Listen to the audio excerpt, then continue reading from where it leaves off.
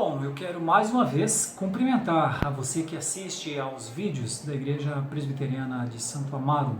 Sou o pastor Sérgio Lima e na pregação que você pode ver a seguir, se você quiser, você verá uma exposição em Atos dos Apóstolos e a ênfase é fé verdadeira ou fé falsa. Fé verdadeira pode ser exercitada numa igreja falsa? Fé falsa pode ser exercitada numa igreja verdadeira? Para você saber dessas coisas, provavelmente você que por assistir nossos vídeos é uma pessoa de fé, certamente você terá de fazer uma reflexão profunda. Sua fé é verdadeira? E a igreja que você frequenta é uma igreja verdadeira? E aqui vai uma palavra aos desigrejados. Procurem uma igreja. Procurem uma igreja que vocês possam perceber ser uma igreja verdadeira. Não exerçam fé verdadeira sem igreja. Mas não qualquer igreja. Não uma igreja fundada por qualquer um, mas uma igreja de origem conciliar. Uma igreja em que um conselho, debaixo de símbolos de fé seguros, possam conduzir a instituição. Não uma igreja que um homem determina como ela deve ser, mas uma igreja que concílios possam conduzir, então, os atos de tal instituição. Deus te abençoe. Assista mais essa pregação. O contraste entre fé verdadeira e fé falsa.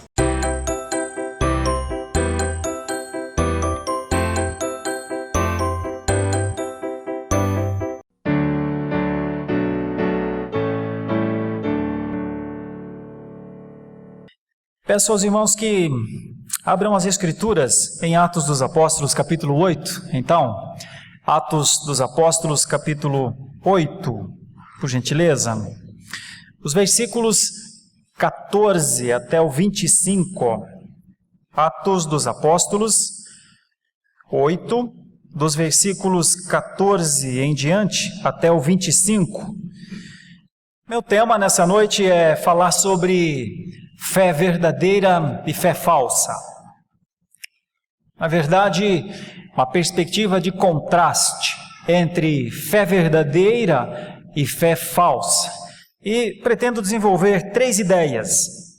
Primeira ideia, que uma profissão de fé sob a palavra de Deus indica que houve arrependimento pela fé verdadeira, mas tem uma implicação dentro de uma igreja verdadeira. Profissão de fé verdadeira precisa estar relacionada com igreja verdadeira. Segunda ideia que eu pretendo desenvolver com os irmãos é que uma profissão de fé sem arrependimento verdadeiro indica a ausência da fé verdadeira, mesmo que essa pessoa esteja dentro de uma igreja verdadeira. E, em terceiro lugar, quero trabalhar a ideia que uma profissão de fé com arrependimento dentro de uma igreja verdadeira indica que a Trindade, ou seja, Pai, Filho e Espírito Santo, estão em ação.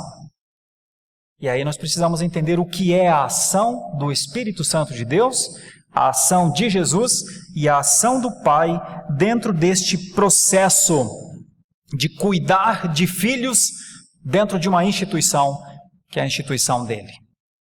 Vamos ler o texto? Atos capítulo 8, dos versículos 14 em diante, até o 25. Ouvindo os apóstolos que estavam em Jerusalém, que Samaria recebera a palavra de Deus, enviaram-lhe Pedro e João, os quais, descendo para lá, oraram por eles para que recebessem o Espírito Santo, porquanto não havia ainda descido sobre nenhum deles, mas somente haviam sido batizados em o nome do Senhor Jesus. Então lhes impunham as mãos e recebiam estes o Espírito Santo. Vendo, porém, Simão, que pelo fato de imporem os apóstolos as mãos, era concedido o Espírito Santo, ofereceu-lhes dinheiro, propondo: concedei-me também a mim este poder, para que aquele sobre quem eu impuser as mãos receba o Espírito Santo. Pedro, porém, lhe respondeu: o teu dinheiro seja contigo para perdição, pois julgaste adquirir por meio dele o dom de Deus. Não tens parte nem sorte neste ministério, porque o teu coração não é reto diante de Deus. Arrepende-te, pois, da tua maldade e roga ao Senhor, talvez te seja perdoado o intento do coração, pois vejo que estais em fel de amargura e laço de iniquidade. Respondendo, porém, Simão lhes pediu: rogai vós por mim ao Senhor, para que nada do que dissestes sobrevenha a mim. Eles, porém, havendo testificado e falado a palavra do Senhor, voltaram para Jerusalém e evangelizavam muitas aldeias dos samaritanos. Querida igreja, nós estamos trabalhando Atos dos Apóstolos e os conceitos fundamentais da igreja primitiva, que são conceitos tão sólidos, tão seguros, que na verdade devem ecoar até a volta do Senhor Jesus Cristo.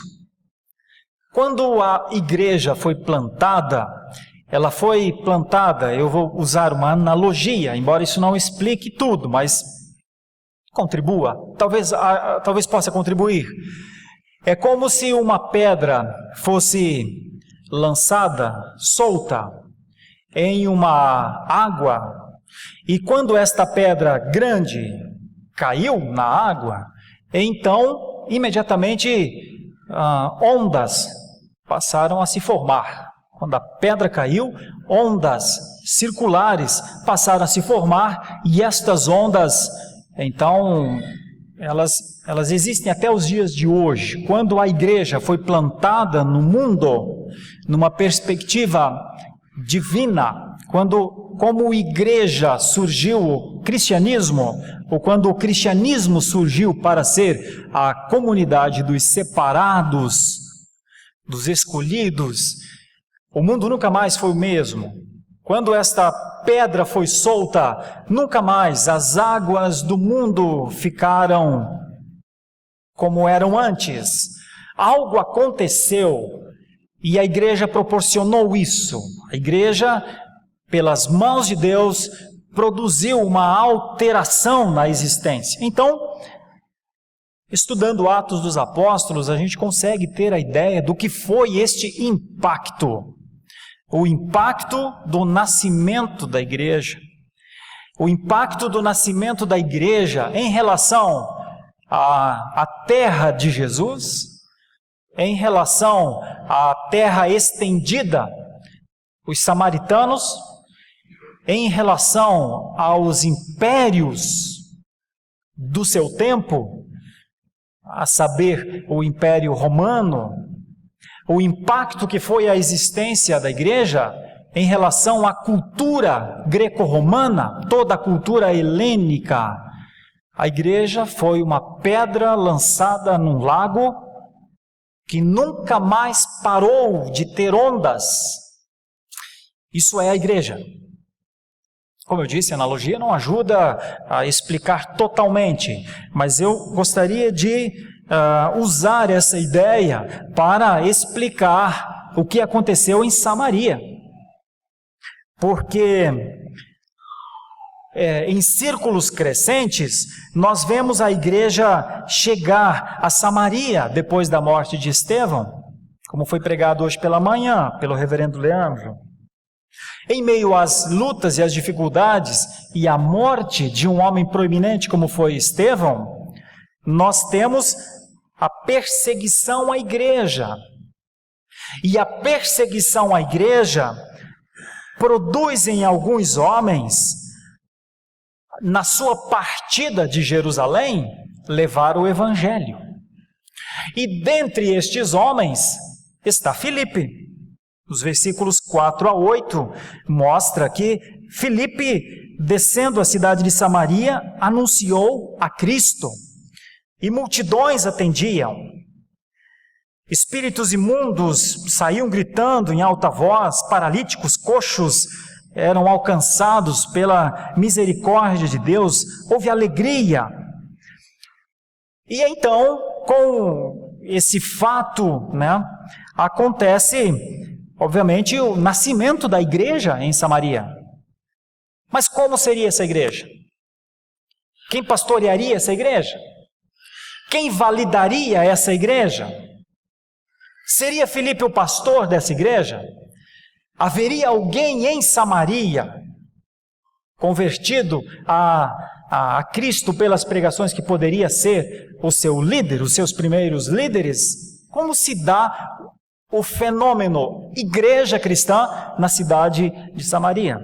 E o que? Aquilo que aconteceu em Samaria pode trazer de ensino para nós nos dias de hoje, acerca da profissão de fé, acerca de uma fé verdadeira e de uma fé não tão verdadeira.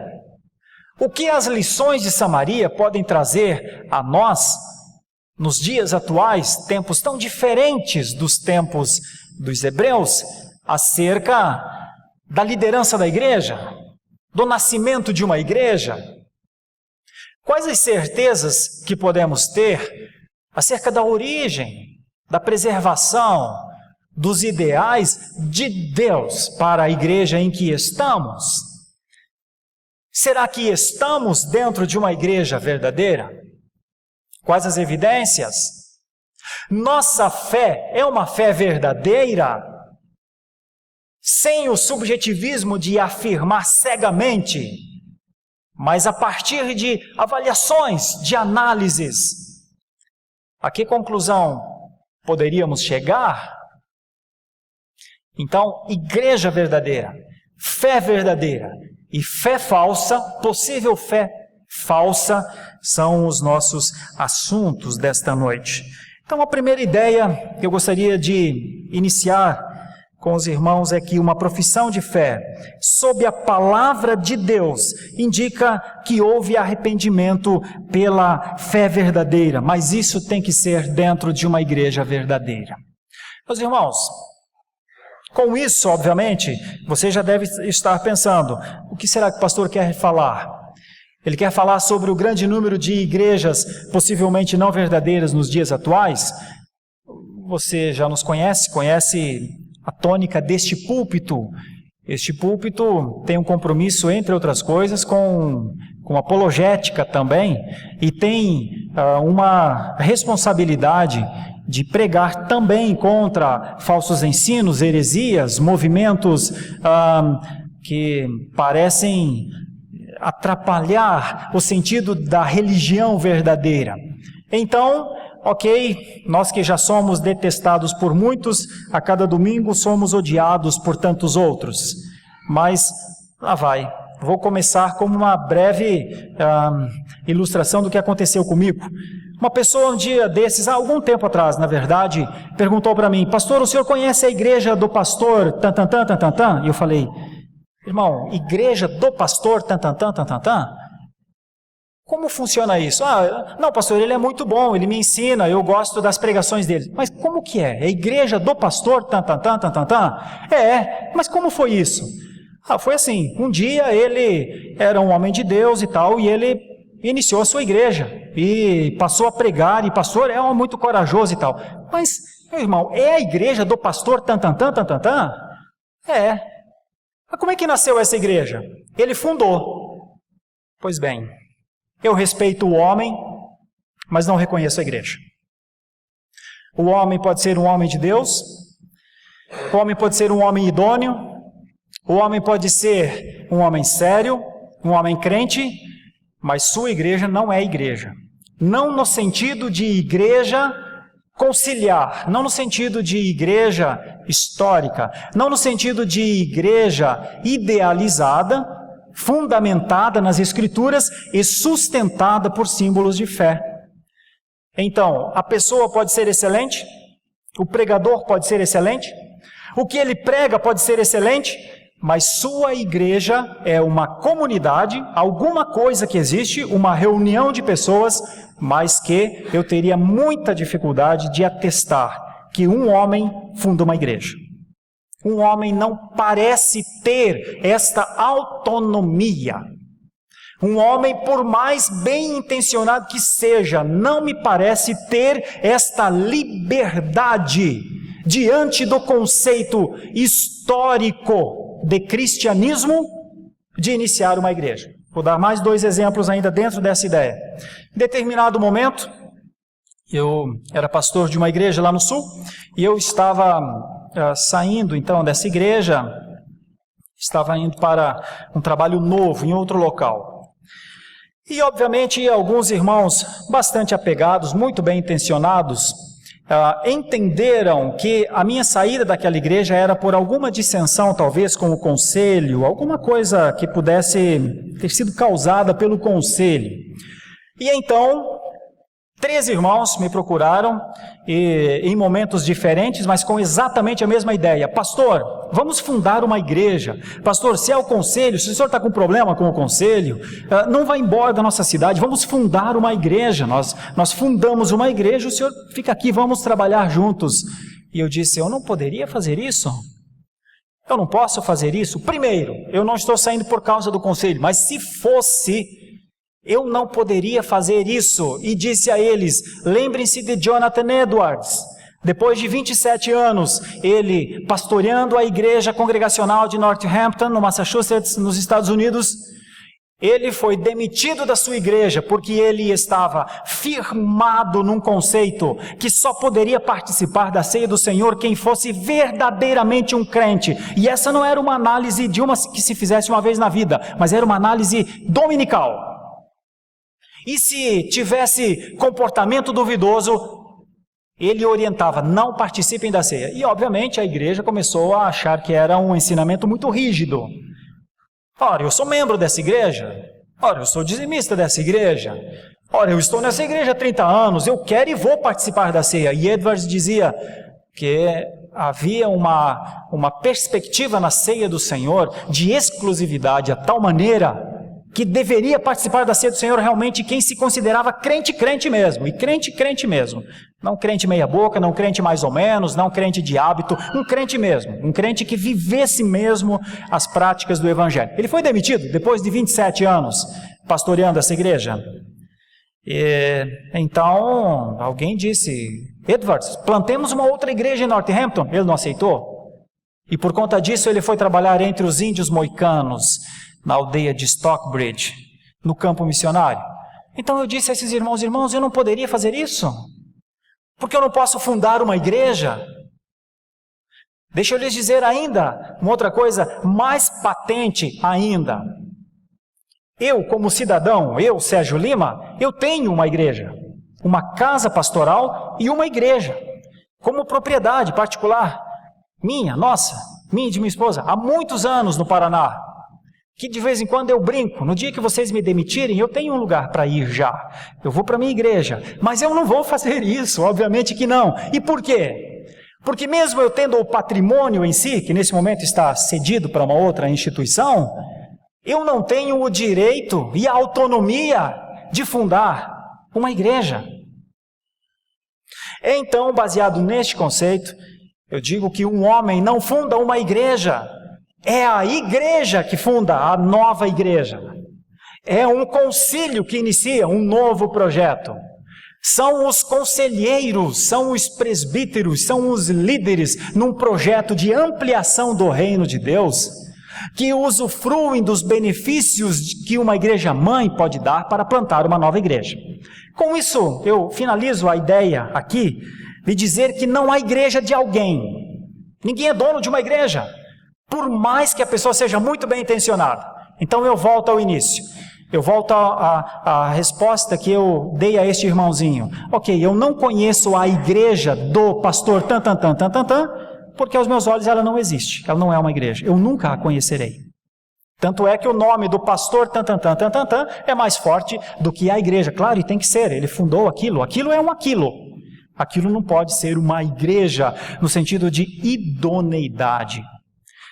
Mas e aqueles que estão dentro daquela instituição, não é? Como é que fazem? Como é que se lida com o risco de se estar dentro de uma igreja, a igreja do pastor Tantantan? Como é que se lida com isso? Pois esse texto pode nos ajudar um pouco como nasceu a igreja, como o colégio apostólico validou a existência de uma igreja, com o que é verdadeiramente uma igreja apostólica. Eu sei, mais uma vez, nos dias atuais surgem igrejas apostólicas em todos os cantos, mas à luz das Escrituras, o que é uma igreja apostólica bíblica?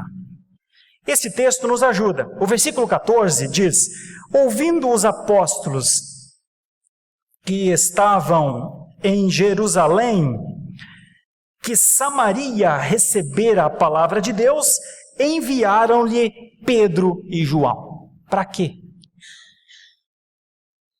O que Pedro e João foram fazer em Samaria, se Filipe já estava lá? Se quem pregava era Filipe? Se quem fazia os sinais era Filipe? Se as multidões estavam ouvindo a pregação de Filipe? Se até Simão o mágico havia se convertido na pregação de Filipe? Qual é o sentido de Pedro e João irem a Samaria? E logo Samaria, que um destes, inclusive, João, em um momento em que Jesus estava passando pela região e precisou pegar alguma coisa em uma das cidades, os samaritanos não o receberam. E João então diz: mestre, dá-nos uma liberdade para que invoquemos fogo dos céus para consumir estes ímpios. É João. E agora é ele que vai a Samaria. O que eles vão fazer em Samaria? Não é? Como é que os apóstolos lidam com este conceito? Bom, os apóstolos vão a Samaria exatamente para convalidar a igreja. Os apóstolos descem a Samaria, uma cidade avessa aos judeus, para exatamente dar início ao que se chama igreja. Então note a importância, o significado da presença dos dois apóstolos lá no nascimento da igreja. Existe um aspecto aceito por todos, que esta nova religião, o cristianismo, era de dentro do judaísmo. Esse era o conceito. Possivelmente para os integrantes do judaísmo, era isso que obviamente todos pensavam. Contudo, haveria alguma ordem para os impuros aos olhos dos judeus fazerem parte dessa nova igreja? E serem considerados da mesma forma que eles? Como seria a igreja de Samaria, se os samaritanos não se davam com os judeus? Não seguiam nenhum tipo de prescrição que viesse do judaísmo? Seria uma igreja de segunda classe? Seria uma igreja misturada? Como seria? Então, mais uma vez, a importância dos dois apóstolos irem até Samaria, porque o que está em questão é a plantação de uma igreja. Não poderia ser a igreja do Filipe. Ou era a igreja cristã, ou não seria a igreja. Ou era a igreja que teria nascido em Jerusalém e que teria o conceito de Jesus, o testemunho de Jesus, a mensagem do Evangelho como boa nova, ou não seria uma igreja. A importância aqui, então, acerca deste movimento em Samaria. Era algo estranho acontecendo. O grande anúncio dos primeiros cristãos era sobre a vinda do Messias. E foi isso que aconteceu com os samaritanos. Eles creram no Messias judeu. Este é um fato novo, porque é o fato que proporcionou a fusão destes dois povos, a união dos samaritanos com os judeus. E o elemento unificador foi a fé. Mas não fé por fé, fé em Jesus. Então essa igreja nasce com a fé em Jesus E este fato, a fé em Jesus Cristo, é o que nós chamamos de igreja de fé verdadeira. A fé em Jesus que aconteceu com os samaritanos é o que nós chamamos de fé verdadeira. Mas não bastava só a fé verdadeira. Precisaria ser dentro de uma igreja verdadeira. É por isso que os apóstolos descem, para dar o sentido de igreja de Deus. Um teólogo, muitos anos depois, chamado Zacarias Ursino, no século XVI, ele define o que é fé verdadeira dentro de uma igreja verdadeira. E ele diz assim: a fé verdadeira é não apenas um conhecimento e convicção de que tudo o que Deus revela em sua palavra é verdadeiro. Ok, vou explicar rapidamente. Ursino está dizendo que fé verdadeira não é só você crer que Deus é Deus, que a palavra é palavra de Deus, e que eu e você temos de fazer o que é certo aos olhos de Deus. Ursino diz, fé não é só isso. Mas talvez para muitos dos cristãos atuais isso aqui já significaria o que é fé. Ursino diz que não. Veja, vou rever. A fé verdadeira é não apenas um conhecimento e convicção de que tudo o que Deus revela em sua palavra é verdadeiro. Então, o que é fé? Se não é só isso. Ursino diz, é também uma profunda segurança gerada em mim pelo Espírito Santo por meio da leitura constante das Escrituras. Olha que coisa, quando ele fala de fé verdadeira, ele diz que fé verdadeira é alimentada pelas Escrituras, pelo Evangelho. Fé verdadeira não se sustenta sem a leitura. Pastor, mas eu já li a Bíblia uma vez. É pouco. A Bíblia é um livro, um alimento para ser usufruído constantemente. Pastor, mas eu já sei o que é o conceito geral de fé, de verdade e de mentira. Filho, é pouco. Mas eu já tenho 50 anos vindo à igreja. É pouco. Mas eu já sei que vou para o céu. Eu já sei que sou um crente. É pouco. Só saber, disse Ursino, não é ainda.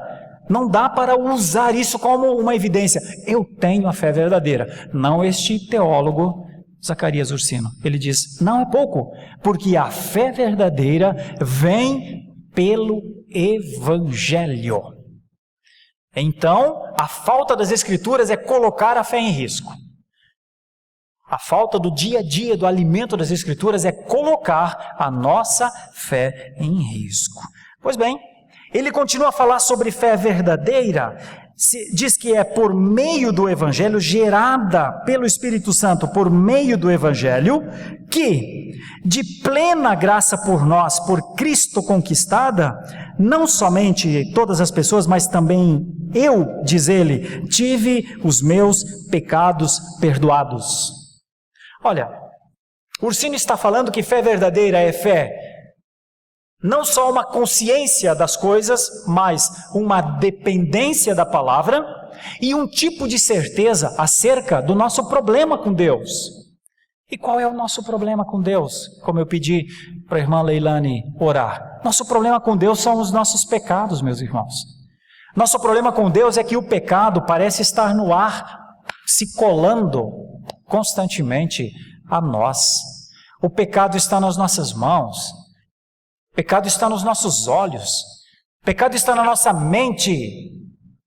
O pecado nos assedia, diz a palavra de Deus. Então, nós temos uma situação constantemente gravíssima sobre nós, e é o pecado. E como é que Ursino disse que aqueles que compreendem fé verdadeira, que vivem a fé verdadeira, como é que eles lidam com os pecados? Primeiro, tendo certeza de que os nossos pecados são mesmo perdoados. Olha, para termos certeza que nossos pecados são perdoados, primeiro nós temos que ter certeza naquele que perdoa os nossos pecados.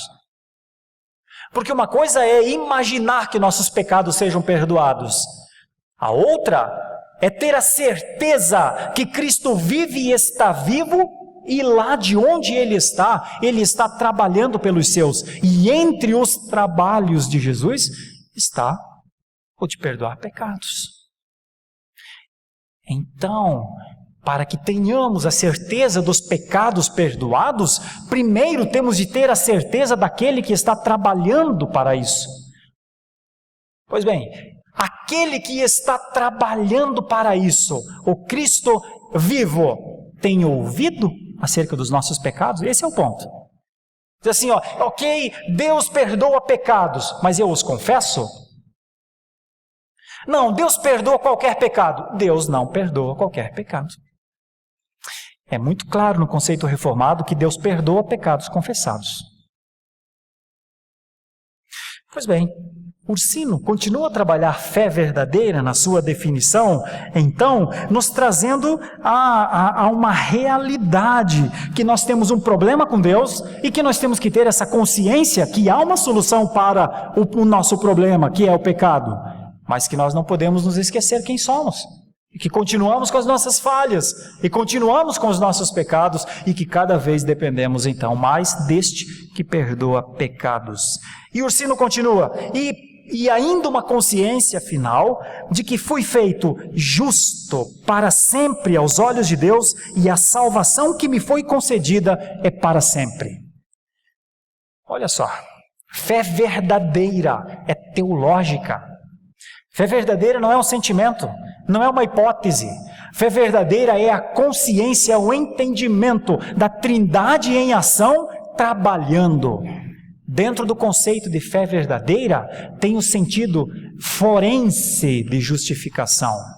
Passamos por um tribunal e não fomos condenados. Fé verdadeira implica, por conta disso, a certeza da salvação. Por isso não há na teologia reformada medo em relação à perseverança dos santos. Uma vez salvo, realmente sempre salvo. Mas isso não pode ser um sentimento platônico. Isso não pode ser um sentimento que geraria ou que gerasse em nós uma licenciosidade quanto às práticas da nossa vida. Ah, é assim? Salvo sempre salvo? Então posso fazer o que quiser? Não, não pode. Não pode por quê? Porque dentro do conceito de perseverança dos santos, do Deus que persevera a nossa vida, tem uma instrução muito forte de um professor muito rígido, o próprio Deus, que diz que nós temos de ter a responsabilidade humana para com o que aprendemos de Deus. Por tudo isso, meus irmãos, fé verdadeira não é um sentimento. E fé verdadeira não é um achar que sou crente. E a fé verdadeira, ela precisa ter essa relação com a igreja verdadeira, ou com uma igreja verdadeira. Você não pode ter fé verdadeira e achar que pode ser um desigrejado. Aqui eu volto de novo. Detestado por alguns, odiado por muitos mais. Fizemos uma aula alguns dias atrás aqui sobre desigrejados, e obviamente temos muitos internautas que nos assistem que são desigrejados, e obviamente começou a malhação. Porque nós atestamos que não pode existir o desigrejado. Nós atestamos e afirmamos e insistimos que os desigrejados devem procurar uma igreja verdadeira. Há de ter, pelo amor de Deus. Será que não há igreja boa para os desigrejados? Será que não existe uma igreja que possa ter conceitos, símbolos, estrutura, base? Como vivem os desigrejados em relação às escrituras? Vivem livres, senhores de si, e na maioria deles, inclusive, cometendo torpezas, muitas vezes em nome até mesmo de uma fé. Não, eu sou crente, o que importa é que eu sou crente. Não, hoje pela manhã, na nossa aula, eu sugeriria, inclusive, aos desigrejados que assistem às nossas pregações, assistam a aula ministrada pelo reverendo Leandro Lima, aqui na Igreja de Santo Amaro, sobre a teologia do culto. Os desigrejados fazem da internet o seu culto. Isso não faz sentido, porque perde totalmente o conceito de membro de corpo. E por causa disso, aqueles que têm fé verdadeira, evidenciam essa fé verdadeira, unindo-se, vivendo dentro do corpo, o corpo de Cristo. E o corpo de Cristo não é uma fumaça. O corpo de Cristo, obviamente, nós temos um conceito amplo de mundo como igreja invisível, mas a igreja visível, ela está relacionada com a igreja invisível. Olha, existe uma igreja, existe gente que canta a mesma coisa, que lê as Escrituras, que ora da mesma forma, que busca as mesmas coisas diante do Senhor. Há de ter uma igreja para os desigrejados que adore ao Senhor, que glorifique ao Senhor. Então não basta ter fé verdadeira.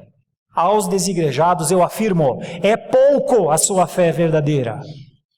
Procurem uma igreja, mas o façam com humildade e não com a normal, ou pelo menos dominante, arrogância dos desigrejados, de achar que não tem igreja para eles. Vocês não são melhores que as igrejas. Vocês precisam, inclusive, da igreja. De uma igreja séria, de uma igreja fundamentada, de uma igreja enraizada, de uma igreja que pode se arvorar como igreja de Deus, comprometida com os símbolos históricos, comprometida com as Escrituras, comprometida com a reforma. Há de ter. Bom, dito isto, eu vejo João e também Pedro dando início a uma igreja verdadeira, então. Esse é o primeiro conceito que está aqui. Os apóstolos vão a Samaria para receber, incluir os novos membros da igreja. Isto é uma igreja apostólica, uma igreja aprovada pelos apóstolos, com a sua presença. E nós vamos ver quais são os seus próximos atos logo a seguir. Por isso, meus irmãos, mais uma vez eu reforço, detestado por muitos, odiado por 3 vezes mais. Igrejas iniciadas por qualquer um não são igrejas, por mais que sejam boas pessoas. Normalmente não o são. Normalmente são más pessoas. Os fundadores de igreja normalmente são homens de segunda intenção mesmo, que vão se assemelhar muito ao mágico Simão, que eu vou falar agora. Mas eu estou falando, pontuando sobre aqueles que têm reputação ilibada, inclusive, mas que fundaram igrejas. O certo seria que estes homens colocassem ou dirigissem suas igrejas para instituições conciliares e não permanecessem donos das suas próprias igrejas. Pois bem, foi isso que os apóstolos foram fazer. Tornar a igreja em Samaria uma igreja apostólica, uma igreja conciliar, uma igreja dentro do concílio. Agora tem uma outra coisa que acontece aqui no texto. E eu vou pular propositadamente os versículos 15 e 16 e 17, e vou para o versículo 18 ao 25, porque eu preciso falar um pouco sobre o que é a fé falsa. A fé falsa, mesmo que dentro de uma igreja verdadeira. E eu tenho aqui Simão o mágico, tenho nele uma expressão de uma fé sem arrependimento, o que indica a ausência de fé verdadeira, mesmo que esteja dentro de uma igreja verdadeira. Existe um aspecto aceito por todos, que a conversão muda a vida de uma pessoa por completo. Então, o que seria essa conversão do mágico Simão, como nós já lemos aqui? Ele parece querer vantagens da fé. O que a gente poderia considerar de uma pessoa que faz da fé, do âmbito da fé, das coisas espirituais, um cofre, um banco para si mesma? O que nós poderíamos dizer acerca de alguém assim? Pois isso se dá com Simão. Ele se aproxima dos assuntos espirituais motivado pelo dinheiro, pelo poder e pelo comércio. Olha como ele se relaciona, dos versículos 18 para frente. Ele ofereceu dinheiro. Ele pediu que tivesse também o privilégio de fazer o que os apóstolos faziam e pagaria por isso. Olha, você já imaginou alguém falar isso a Pedro e a João? A João até poderia falar, o apóstolo amado, paciente, mas ele não tinha ideia do que estava fazendo para falar isso com Pedro. Mas ele faz a Pedro. ele faz a Pedro. Ele quer comprar o título. Ele quer adquirir o poder, o status. Ele quer comprar um apostolado. Ele quer ser um apóstolo. E ele quer dar dinheiro para ser um apóstolo mágico. Quer dizer, ele é um mágico. Agora ele quer ser um apóstolo. Mas ele quer ser um apóstolo que faz o que o mágico fazia. Notem isso. Ele quer se tornar um apóstolo como os apóstolos. Ele não está entre os que receberam os sinais, as maravilhas, como aconteceu aqui em Samaria, né? O texto anterior mostra. Por que será que ele não está entre os que viveram os sinais e maravilhas? Se já não é, porque a sua fé não é verdadeira. Então ele quer comprar o apostolado. Para poder, ele quer comprar o título. Meus irmãos, o que as Escrituras falam sobre obreiros, pregadores, líderes de movimentos cristãos e dinheiro? A Bíblia fala não muito sobre isso, mas 2 textos que eu vou ler para vocês dão a ideia geral de como a Bíblia trata obreiro, pregador e dinheiro. O dinheiro para o pregador, para o obreiro, deve estar relacionado ao seu sustento, não ao seu poder. O dinheiro que um obreiro da obra de Deus alcança nunca deve ser para enriquecimento. Não há a lógica entre pregador e riqueza. Não há. Eu sei, e eu volto de novo no conceito. Odiado por 3, detestado por 25. Os obreiros ricos vão me odiar agora. Mas eu acho que eles cometem uma torpeza. Todo obreiro rico enriqueceu à custa da lã, muitas vezes sofrida, do povo cristão. Mas eu usei uma estratégia, eu usei uma maneira, eu usei uma coisa inteligente. Pois vá ser inteligente onde quiser, menos na obra cristã. Para gozo pessoal? Para poder pessoal? Para dominação sobre gente? Não. Não há relação. Não há essa relação entre os apóstolos e a riqueza. Parece não ser para nós a riqueza, parece mesmo. O que muitos pregadores não entendem e vão atrás da riqueza.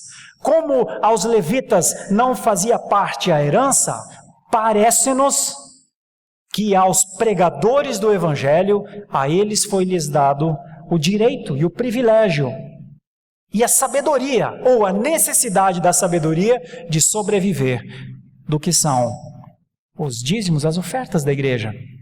E há um limite para isso.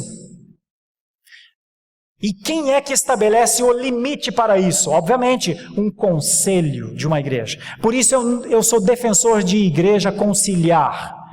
O conselho em uma igreja protege o novo membro das idiosincrasias dos pastores, sejam os títulos que eles usem, e protege inclusive o pastor dos malefícios do poder. A importância de uma igreja conciliar. Sempre foi assim. Por isso sou reformado. Por isso, entre outras coisas, defendo a igreja reformada como a igreja ideal. Porque nunca uma igreja reformada é dirigida por uma pessoa.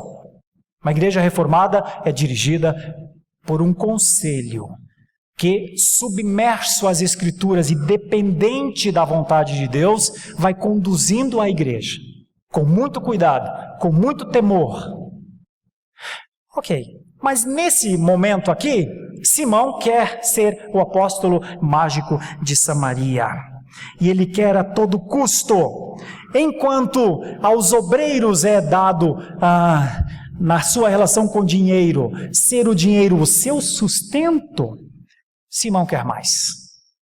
Simão quer o poder. É nesse sentido que, novamente, eu me volto a pensar nos conceitos atuais de igreja e, de maneira apologética, vou afirmar novamente: instituições religiosas, igrejas que se dizem relacionadas a assuntos espirituais e enfatizam o dinheiro, são muito questionáveis. É possível que haja fé falsa lá dentro, exatamente porque é uma igreja falsa. Estou ponderando a questão dinheiro e espiritualidade e dizendo que, à luz das Escrituras, parece que não há essa relação tão forte, dinheiro e fé. E diria mais, aqueles gestores das igrejas monetárias do século XX e do século XXI, como dizem alguns, vou deixar um versículo. O versículo que eu vou deixar para estes gestores é 2 de Reis 5,16. Quando Naamã voltou, sendo curado por Eliseu, para oferecer uma grande oferta a Eliseu, Eliseu disse: não posso receber. E então Naamã insiste, e ele diz mais uma vez: não posso receber. E quando Naamã vai ao longe, o criado de Eliseu, Geazi, corre atrás de Naamã, toma o dinheiro de Naamã e fica com o dinheiro de Naamã. E quando ele chega, Eliseu diz: o que aconteceu contigo? Onde você está? O que você foi fazer? E vocês que leem as Escrituras sabem o que aconteceu a Geazi. Esse é o versículo que eu deixo para os gestores das igrejas monetárias dos dias atuais. Leiam 2 de Reis 5,16. Mas leiam bem. Mas leiam com temor, se é que é possível ter, o tenham pelo Espírito de Deus. Na verdade, o que é que está acontecendo então com Simão? O mágico? Simão está representando uma atitude, uma força muito comum nas igrejas financeiras dos dias de hoje, com seus já instituídos, auto-instituídos apóstolos mágicos, bem como aconteceu aqui com Simão. Eu digo que é à luz do que Pedro disse a Simão, a presença do diabo através da vida dos seus líderes, ludibriando, solapando um povo. Agora vem um detalhe: solapando um povo com qual característica? Um povo avarento também e ávido por dinheiro. Alimentam os pastores mágicos monetários, pessoas que querem dar para receber. Por isso, são escravos de Mamon, tanto os que enganam quanto os que são enganados. Tenho dito, não volto 1 centímetro deste conceito.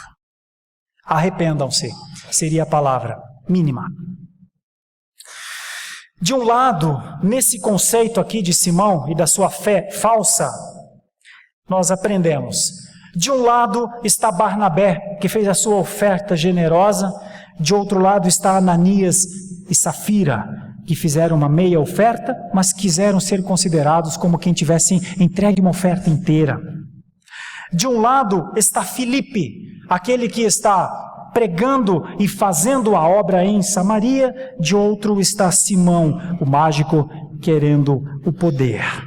Na verdade, de um lado está a bênção de Deus, de outro lado está a maldição. De um lado está o céu de Deus, no outro estão as portas do inferno, sim. Simão era um homem muito perto das portas do inferno. Por isso Pedro diz: não é reto o seu coração, Simão.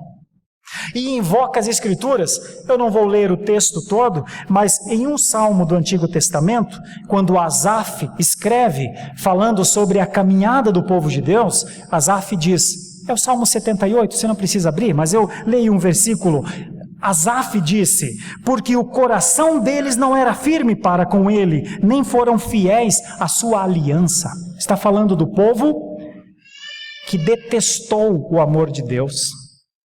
Está falando do povo que foi infiel aos cuidados de Deus.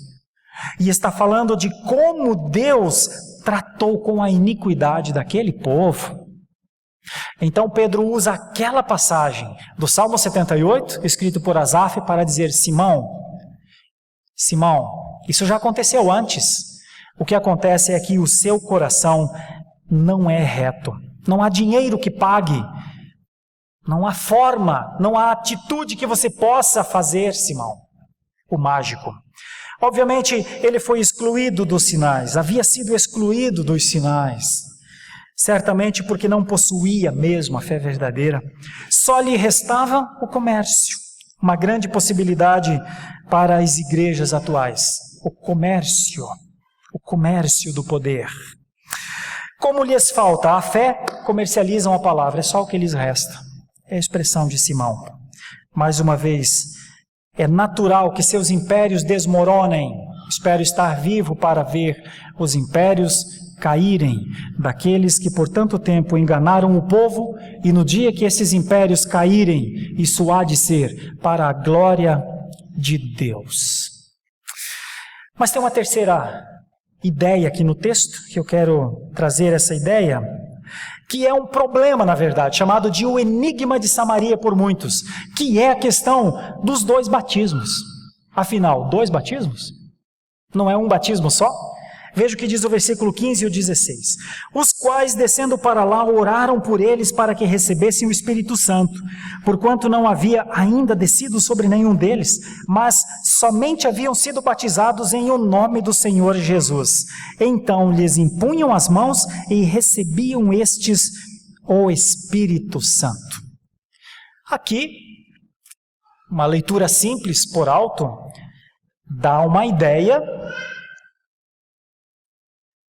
que pentecostais, seja da linha de pentecostais clássicos ou modernos, ou algumas linhas, obviamente, neopentecostais, parecem estar certas com a questão do chamado batismo como segunda bênção, né? O segundo batismo, o batismo do Espírito Santo. Primeiro batiza e depois vem o batismo do Espírito Santo, né? Bom, como é que nós vamos trabalhar esse texto? Como é que nós vamos defender o conceito de que há um só batismo? Se o texto parece demonstrar que houve um batismo e logo depois um outro batismo, não é? Bom, existe um aspecto aceito por todos acerca da conversão e do batismo. É o padrão da grande comissão. Quem crê é batizado em nome do Pai, do Filho e do Espírito Santo. Mas aqui em Samaria aconteceu algo diferente, o que então muitos denominam de o enigma de Samaria. Teria então havido um batismo e depois outro batismo? Estariam certos aqueles que afirmam a necessidade da segunda bênção? Do batismo do Espírito Santo depois da conversão, muitas vezes evidenciado pelo falar em línguas, profecias e outras demonstrações? Vou dizer que não. Vou dizer que não porque os que foram batizados por Filipe tinham o Espírito Santo? Sim ou não? A resposta é sim, eles tinham o Espírito Santo. Eles precisavam do novo batismo? A resposta é não, não precisavam. O batismo ministrado por Filipe era o suficiente para eles. Mas então, por que aconteceu o segundo batismo? Primeiro, deixa eu defender o conceito a você acerca de que batismo é um só e só é batizado em Cristo Jesus aqueles a quem o Espírito Santo os convenceu. Então, não há ninguém batizado no nome de Jesus sem que o Espírito Santo tenha feito. Só o Espírito pode convencer alguém para que haja um batismo em Jesus. E como é que se dá isso? Pelas Escrituras. Agora, se você quiser, pegue a sua Bíblia, vamos pensar nos textos. Eu vou ler uns 2 ou 3 textos com você. Abra, por favor, em Romanos 8, dos versículos 9 a 11. Romanos 8, 9 a 11. Romanos 8, 9 a 11 diz: vós, porém, não estáis na carne, mas no Espírito, se de fato o Espírito de Deus habita em vós. E se alguém não tem o Espírito de Cristo, esse não é dele. Ou seja, não pode ter batizado em Jesus sem ter o Espírito, porque se não tiver o Espírito, não é de Jesus. Mais ainda, se porém Cristo está em vós, o corpo na verdade está morto por causa do pecado, mas o Espírito é vida por causa da justiça. Se Cristo está em vós, o Espírito também está. 11. Se habita em vós o Espírito daquele que ressuscitou a Jesus dentre os mortos, esse mesmo que ressuscitou a Cristo Jesus dentre os mortos, vivificará também o vosso corpo mortal, por meio do seu Espírito, que em vós habita. Então não há batismo em Jesus sem a habitação do Espírito de Deus. Esse é um texto. Agora veja um outro, logo para frente. 1 aos Coríntios, capítulo 12 agora. 1 aos Coríntios, capítulo 12. 1 aos Coríntios, capítulo 12, o versículo é o versículo 3. Por isso, vos faço compreender que ninguém que fala pelo Espírito de Deus afirma anátema a Jesus. Por outro lado, ninguém pode dizer Senhor Jesus, senão pelo Espírito Santo. Então ninguém pode, ninguém compreende, ninguém será batizado se não for pelo Espírito Santo. Mas ainda dos 3 textos que eu vou ler, na verdade eu tenho separado 5 textos, mas dos 3, o que mais me chama a atenção, eu quero compartilhar contigo, é 2 aos Tessalonicenses 2,13. Veja o que diz. Logo para frente, na carta de Paulo aos Tessalonicenses, no capítulo 2, no versículo 13. Eu finalizo aqui a defesa de que batismo é um só, e de que não precisa ter um batismo cristão e depois um batismo com o Espírito Santo, porque o batismo cristão se dá pela ação plena do Espírito Santo de Deus. 2 aos Tessalonicenses 2,13. Entretanto, devemos sempre dar graças a Deus por vós, irmãos, amados pelo Senhor, porque Deus vos escolheu desde o princípio para a salvação, pela santificação do Espírito e fé na verdade. Olha, não há nenhuma dúvida bíblica de que qualquer ação espiritual que aconteça conosco, e o batismo cristão é a evidência mais forte do que estamos fazendo espiritualmente, se não for pelo Espírito de Deus. Então, pelas Escrituras, parece não haver a necessidade de uma nova bênção. Então, não é porque faltava uma bênção a mais aos novos crentes. O Espírito os levara a crer em Cristo. Isso já anteriormente, e por isso foram batizados. Mas então, qual é a importância desse batismo aqui? Qual a importância deste derramamento aqui?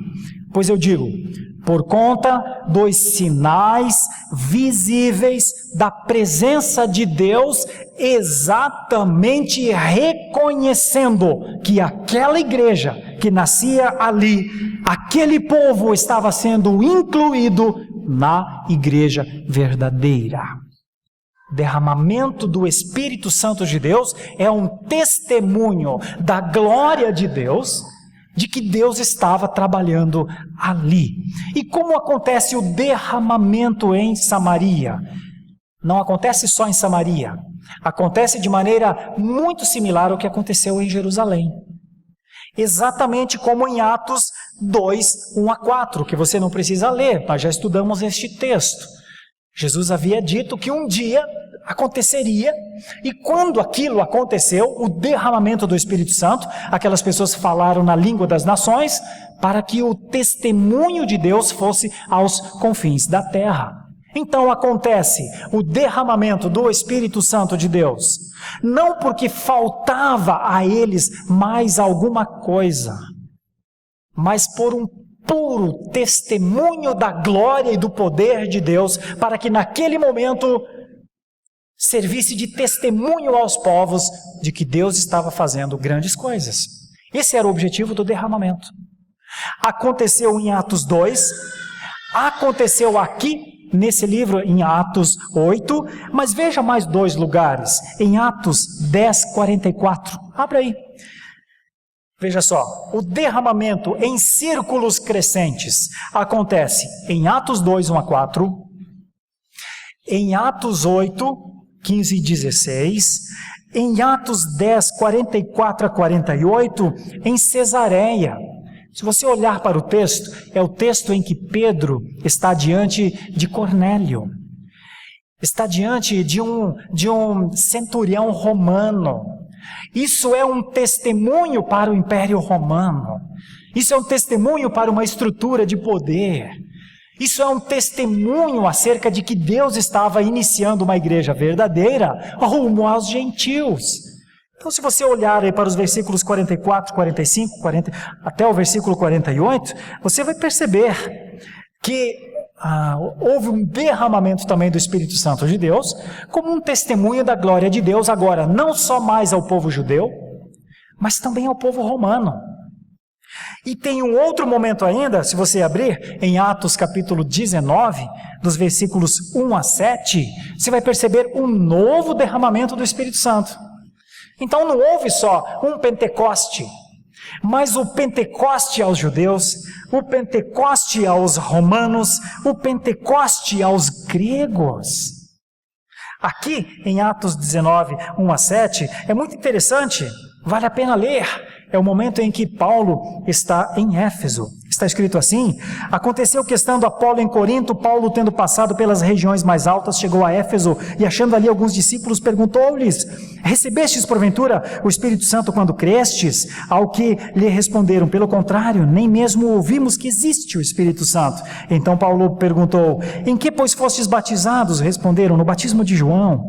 Disse-lhes Paulo: João realizou o batismo de arrependimento, dizendo ao povo que cresce naquele que vinha depois dele, a saber, em Jesus. Note, nem em Jesus eles ainda haviam sido batizados. Eles, tendo ouvido isso, foram batizados, e olha, batizados em o nome de Jesus, exatamente como Filipe estava fazendo em Samaria. E impondo-lhes as mãos, veio sobre eles o Espírito Santo, e tanto falavam em línguas como profetizavam. Eram ao todo uns 12 homens. Então, para que serviu o derramamento do Espírito Santo em Samaria? Serviu para isso. Serviu para que a Trindade em ação, que é o meu tema, a minha ideia, o meu terceiro ponto, uma profissão de fé com arrependimento, indica que a Trindade está em ação. Pois bem, o derramamento do Espírito Santo em Samaria tinha a ver com o testemunho da Trindade em ação, plantando uma igreja na cidade de Samaria. Uma igreja verdadeira. Uma igreja com o objetivo de testemunhar a glória de Deus. Essa era a importância. A importância não era uma segunda bênção para os que foram batizados antes. A importância era o evangelho chegou aos gentios. Transformações inimagináveis. Aquela pedra que caiu vai fazer com que ondas enormes se levantem também em Samaria. A Trindade em ação aprovava o nascimento da igreja. Por isso precisa se repetir? Precisa acontecer novamente?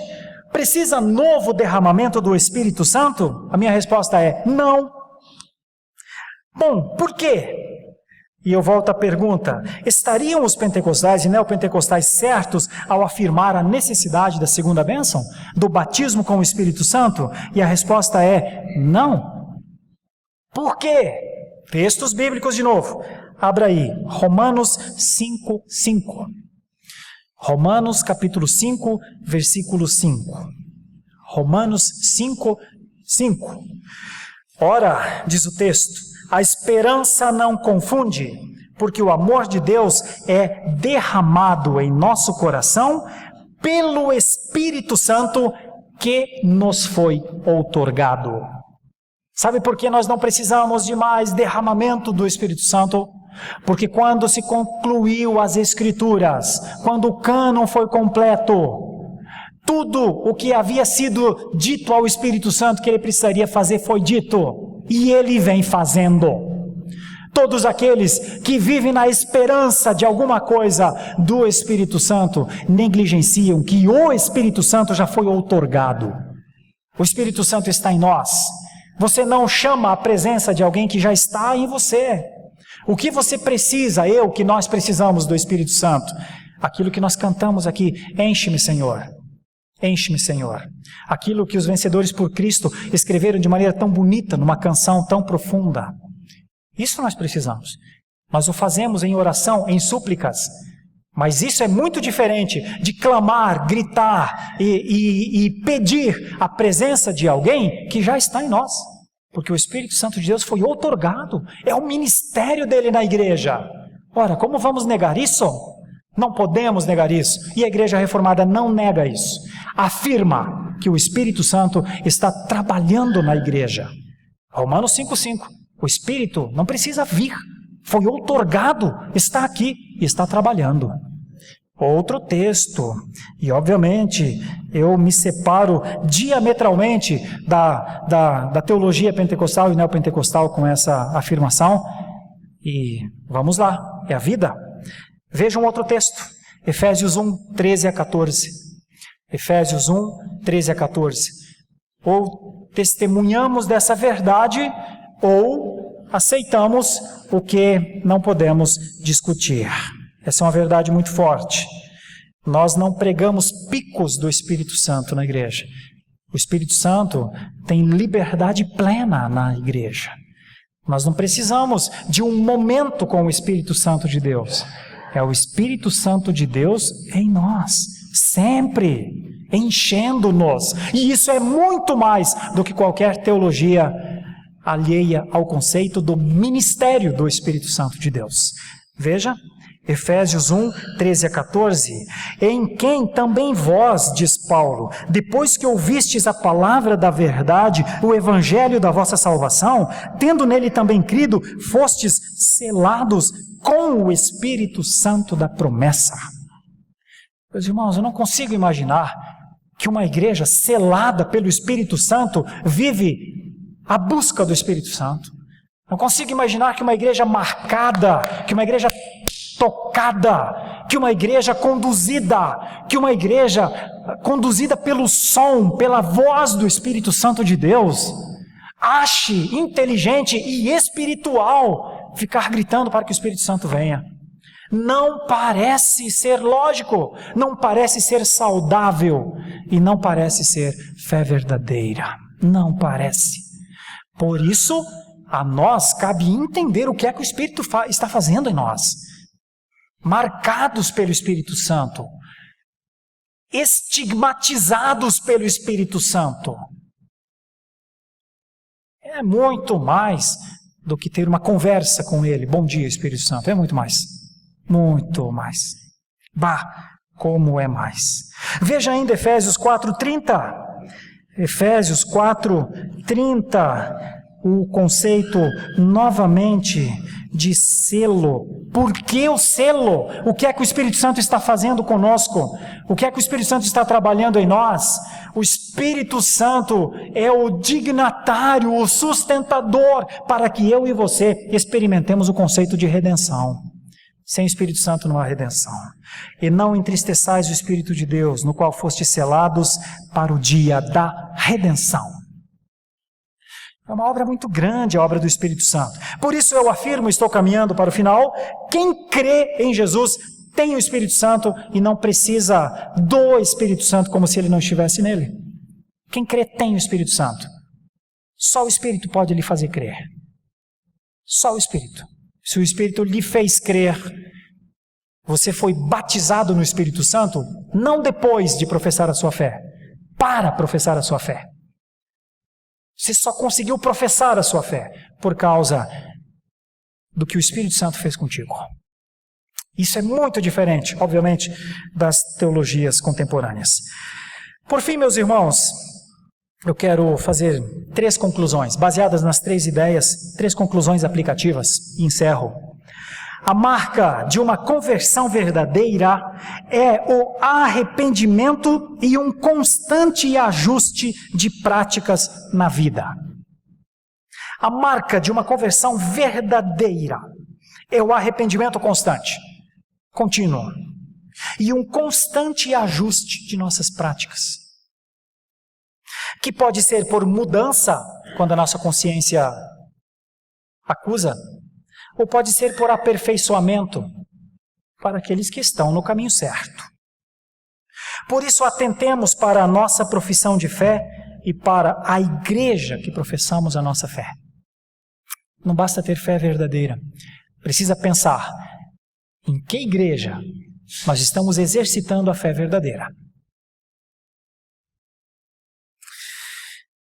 Uma segunda conclusão aplicativa: o Espírito Santo não pode ser sujeito à vontade do homem, como quis Simão.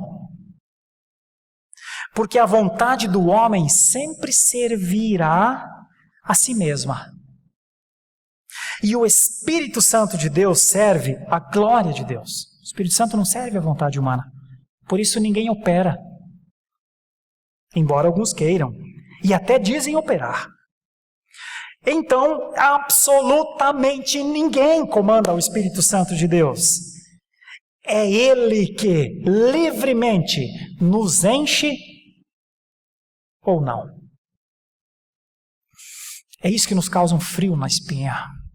A possibilidade de sermos vazios do Espírito Santo de Deus. É isso que nos coloca de joelhos. É isso que faz doer o profundo do nosso coração. A possibilidade de eu e você estarmos esvaziados da sua plenitude. Tê-lo para a salvação, mas esvaziado do que é o seu fruto, da sua bondade, da sua paciência, do seu amor, da sua misericórdia, da sua alegria. Pense, sempre vou me levantar contra homens que fundam igrejas. E pediria a homens que estão fundando igrejas que se arrependam. Vocês não têm ideia do mal que vocês estão fazendo a si mesmos. Vocês não têm ideia. Querer manipular uma obra, uma ação, que a Trindade é a primeira signatária, é isso que vocês querem? Fundadores, donos, gestores, é isso? Arrependam-se logo. Se for assim, se é a Trindade que está em missão plantando a Igreja de Cristo, então este é um projeto vitorioso, porque o avanço da área geográfica, como aconteceu em Samaria, é determinado por Ele, pelo Pai, pelo Filho e pelo Espírito Santo. O que aconteceu em Jerusalém, em Samaria, nos outros lugares, como vimos, em Cesareia, em Éfeso, possivelmente foi o que aconteceu com você.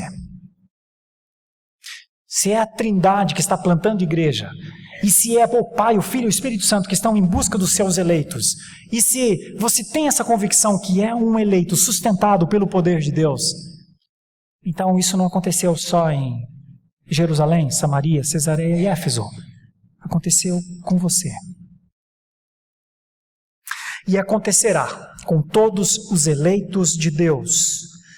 Por isso, avaliemos constantemente a nossa adoração, como foi ensinado hoje pela manhã.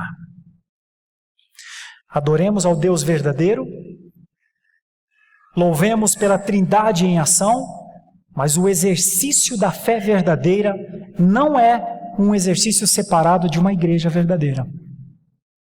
E fé falsa, fé temporária, normalmente vem carregada de falta de arrependimento e de continuidade da pecaminosidade na vida. As igrejas reformadas, pelos seus símbolos de fé, pregam de maneira contrária a isso. Pregam a santidade constante. Pregam que não há vida num culto público se primeiro não existir culto na vida pública. Fechemos nossos olhos, oremos ao Senhor. Poderoso Deus, diante da Tua Escritura, sempre grandes preocupações, muito próprio de nós, que fazemos parte de uma igreja histórica e nos preocupamos com a responsabilidade que assumimos diante dos nossos irmãos quando professamos a nossa fé. Fé professada um dia de maneira solene, mas constantemente na vida pública. Senhor, seja sempre o alvo do nosso culto. Lá fora, primeiro, para que aqui dentro possamos expressar como já vivemos como crentes. Assim nós oramos, numa busca pelo exercício da fé verdadeira, fazendo uma contraposição à fé falsa, rogando ao Senhor que o Senhor afaste do meio da sua igreja tal expressão de fé. Nós queremos viver a verdade, não só saber da verdade. Que a tua palavra nos ensine sempre que juntos podemos aprender acerca desta verdade. É a nossa oração, em nome de Jesus. Amém.